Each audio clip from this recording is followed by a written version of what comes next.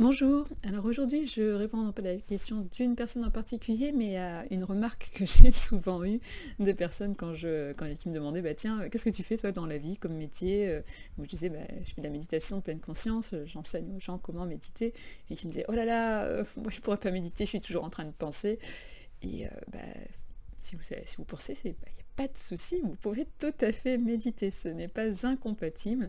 En fait, la méditation peut s'appliquer justement aux pensées.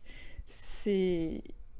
Les pensées font partie de notre quotidien. La méditation de pleine conscience, c'est être conscient de ce qui se passe en nous au moment où ça se passe de façon bienveillante, avec curiosité. Et donc, les pensées font partie de notre vie et on peut venir apporter une curiosité bienveillante à celle-ci.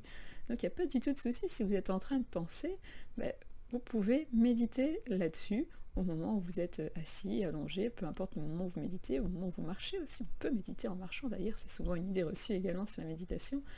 Donc, est-ce que je peux méditer si je pense tout le temps? Oui, vous pouvez méditer même si vous pensez tout le temps.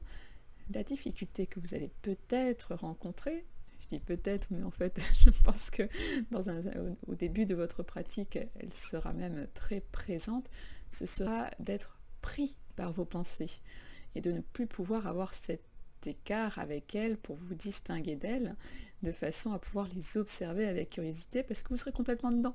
Et c'est tout à fait normal, et c'est en travaillant au fur et à mesure, en pratiquant au fur et à mesure, que vous arriverez à ce détachement qui vous permettra d'être conscient que vous êtes en train de penser.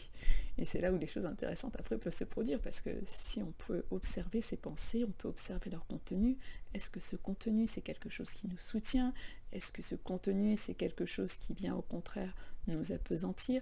Et c'est tout l'intérêt d'une pratique de méditation, c'est que dans un contexte de temps qu'on s'est donné, on peut venir travailler ça. Parce qu'après, dans le quotidien où on est sans cesse avec différentes obligations, eh bien c'est beaucoup plus difficile de faire ce travail-là. Voilà, j'espère que j'ai répondu à cette question-là. Si vous en avez d'autres sur ce sujet précis des pensées que vous aimeriez éclairer un petit peu plus, ou sur la méditation pleine conscience d'une façon générale, n'hésitez pas, posez votre question dans le commentaire et j'y répondrai. À bientôt!